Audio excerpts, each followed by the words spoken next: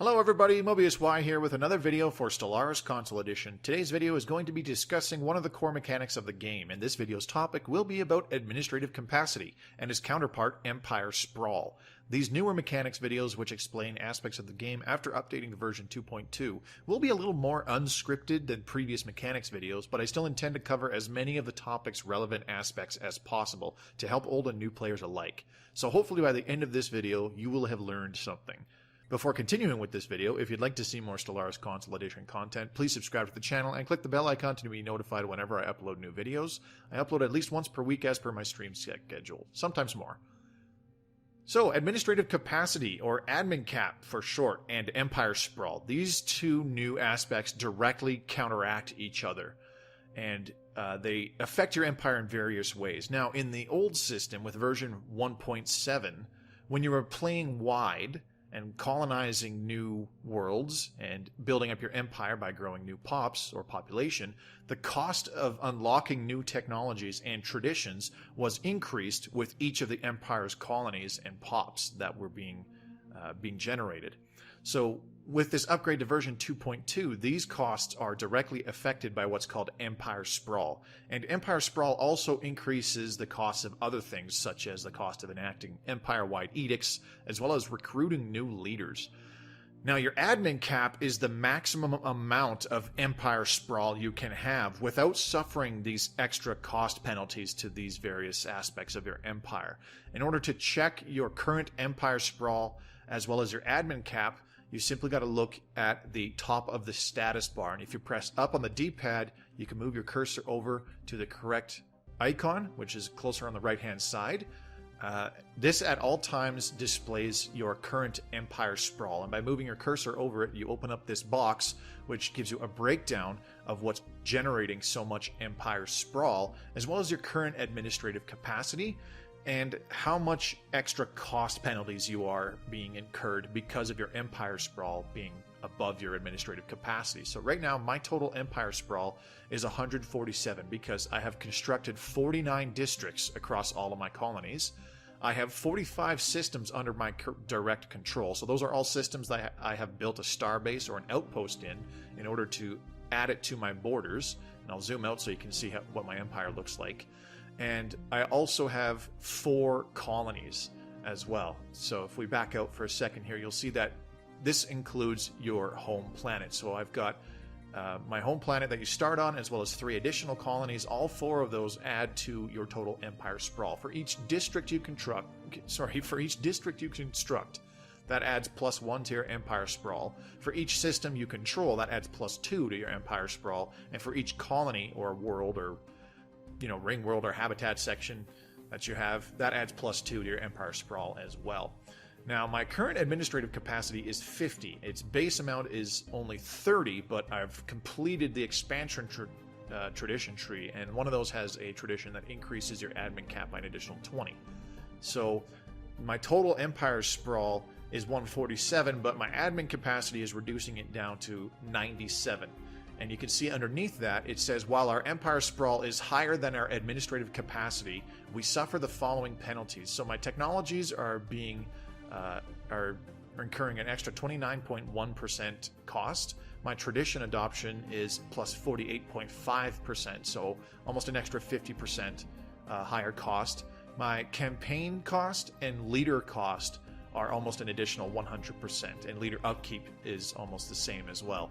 And what those mean is basically your empire-wide edicts, as well as recruiting new leaders. So let's go ahead and take a look at the edicts page right now. Now, normally, one of these campaigns here, Fear Campaign, Education Campaign, Recycling Campaign, and Healthcare Campaign, these would only cost about 1,000 energy, but with that plus 97%, they're costing 1,970 total. So it's drastically increasing the cost of activating one of these campaigns or edicts. And this also affects things like Unity ambitions, which we'll be able to look at later on when we jump ahead to a future save state. And the other thing that this directly affects too, as it said, is leader upkeep, but also the cost of recruiting new leaders. As you can see here, if I wanted to recruit a new leader, in this case a governor, it would cost me 394 energy credits, where the base is normally only 200 credits, but with that extra 97% cost being incurred because of my Empire Sprawl, it's costing me almost twice as much. So essentially that is directly how Empire Sprawl affects your empire on a whole. Now, unless you are playing super tall, it's very unlikely that you will always have your Empire Sprawl beneath your admin capacity. Mine's pretty high right now because I'm kind of snaking out, trying to grab some key systems, namely some choke points in this area and over here in this area. But we're going to jump ahead and we'll see that I'll have grabbed all of this territory down in here and all of these systems up in this area as well, just to my northeast, and this giant unexpanded area to my southwest. So as I fill those out, you'll see that my Empire Sprawl has drastically increased, while my admin cap has largely stayed the same, because there aren't very many ways to increase your admin cap. So we're going to take a quick jump ahead here, quite some time into this game, and we'll take a look at what the admin capacity and Empire Sprawl look like in the future. Okay, so we've jumped ahead here about 60 years, and as you can see, I have greatly expanded into the areas that I mainly mentioned, whereas previously I was kind of snaking out all along these systems here. There was a huge area that I had no control over, and I've since covered all of that and expanded to these systems up here near the top right, where I also had not claimed them yet either. So by doing all that, as well as colonizing a few new planets and growing my empire much more than it was previously, you can see in the top right that my Empire Sprawl has increased dramatically. It's now sitting at 299 instead of a mere 147, so it's pretty much doubled. I now have 91 districts constructed. I'm controlling 99 systems, and I have 5 colonies. Now, my administrative capacity is higher, but this will not necessarily be as high as it is now until you get to the very late stages of the game. The 3 main ways of increasing your admin capacity is through the courier network tradition, which is in the expansion tree, and I'll show you that right now. Expansion, it's this one here in the bottom left, courier network. This increases your admin cap by 20. And then the other 2 main ways that you get it are through the colonial bureaucracy and galactic bureaucracy technologies. These are both society technologies that you get kind of in the middle stages of the game to increase your admin cap. And by completing all of those, you will reduce the costs being incurred by your total Empire Sprawl. I've also got one level of administrative efficiency, which is a late-game repeatable technology, but we'll look at that a little bit more later. So for the most part, until you get to repeatable technologies, you're going to be sitting at about 90 total administrative capacity. So it's very rare that you won't go over your admin capacity. So with my Empire Sprawl being this much bigger, my technology cost is now plus 58.2%, my tradition adoption cost is plus 97%, and the cost of enacting campaigns or edicts and recruiting new leaders is 194%. So we'll take a look at those here as well. We'll look at our edicts, and now these campaigns, instead of being less than 2,000 energy credits, their base is still only 1,000, but because of the huge 194% additional cost being incurred, they're now 2,940 energy credits to enact. And if we scroll down, we can also see our Unity ambitions right now are costing 17,224 Unity to enact one of these really powerful Unity ambitions. And we'll come back to these a little bit later on when we jump ahead even further. So you can't quite tell now, but the Empire Sprawl is affecting the cost of these Unity ambitions. And just like before, if we take a look at recruiting a new leader, it's jumped up to 470 energy credits to recruit a new leader because of that 194% extra cost being incurred from the total Empire Sprawl at this current point in time. So as I said, it's very rare that your Empire Sprawl will not exceed your admin cap.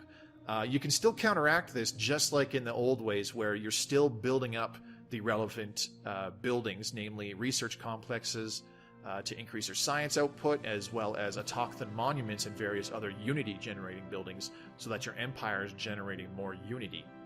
Because as you expand more throughout the game, your Empire Sprawl goes up, the costs of getting new techs and new traditions is going up.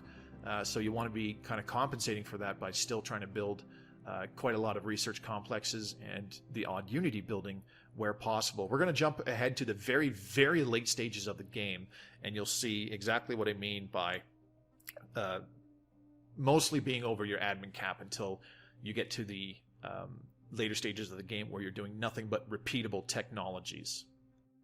Okay, so we've jumped ahead over 100 years in this particular save state. And if you look in the top right, you'll see that my Empire Sprawl is again somewhat higher than it was in the last portion.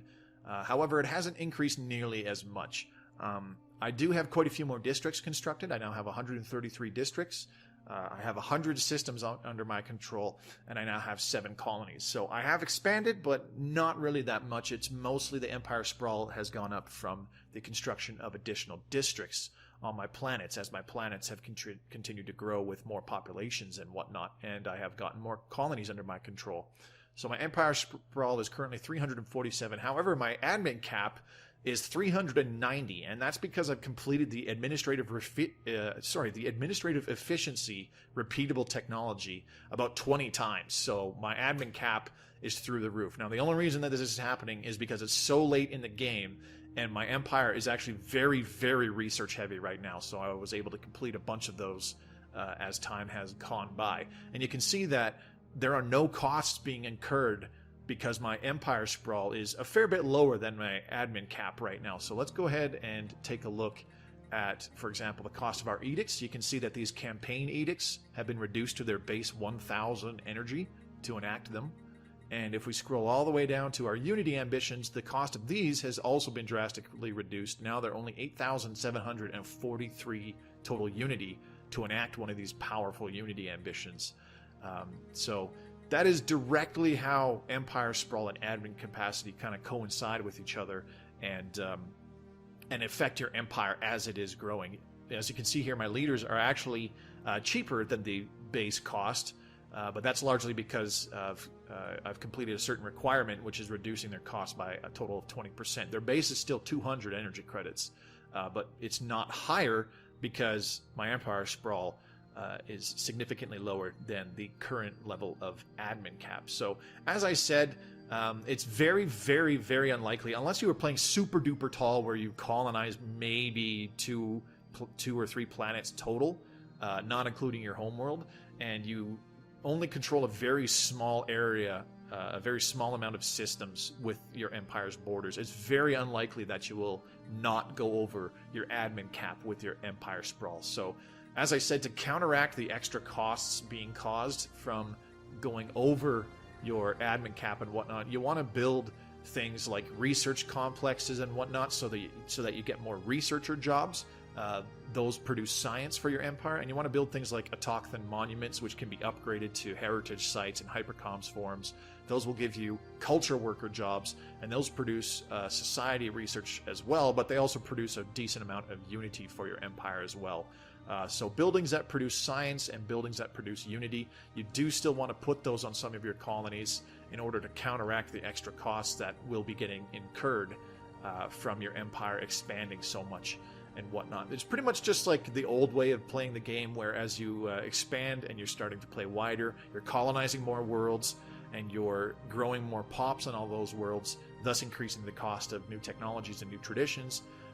To counteract that, you would build autochthon monuments and various unity buildings like temples if you're spiritualist, and enacting certain edicts, and constructing some special buildings like the Ministry of Culture, for example, as well as science labs to increase the production of science that you're generating, so that you're still researching new technologies at a fairly decent rate. You're still doing the same thing here in this version. It's just a different mechanic. It's two different terminologies now that affect the extra costs being incurred by playing wider. So that should sum it up for this video, folks. So hopefully I've given you a much more complete understanding of what admin cap and Empire Sprawl are, as well as how they affect your empire as a whole. Remember, you're pretty much always going to be over your admin cap until later on in the game when you're only on repeatable technologies. So Unless you're playing incredibly tall, you will almost always go over it at some point, and it will stay that way for a large portion of the game. But you can still combat the extra technology and tradition costs being incurred by constructing those research labs, as I said, to create more researcher jobs, and Unity buildings such as the Autochthon Monument to create more culture worker jobs. These buildings can be further upgraded to create more of these jobs on the planet and increase your science and Unity production throughout your empire even further. So if you enjoyed this video, please give it a like and leave a comment below with any questions you may have, or simply saying whether or not this was helpful. You can also mention if there's any particular topic you'd like me to go over in the future. Don't forget to check out my other playlists if you'd like to see my live streamed Let's Play sessions. My live streamed Let's Play sessions of Stellaris Console Edition, as well as the Tips and Strategies playlist, which will also be getting overhauled to contain videos relevant to version 2.2 on Stellaris Console. You'll also find some links in the description below, such as my Twitch channel, where I stream Stellaris Console at least once per week. It would be great if you come by so I can interact with you live as I'm playing. You'll find a link to my Twitter feed as well, which I use to post important announcements, and of course a link to my own private Discord channel, which you can be a part of.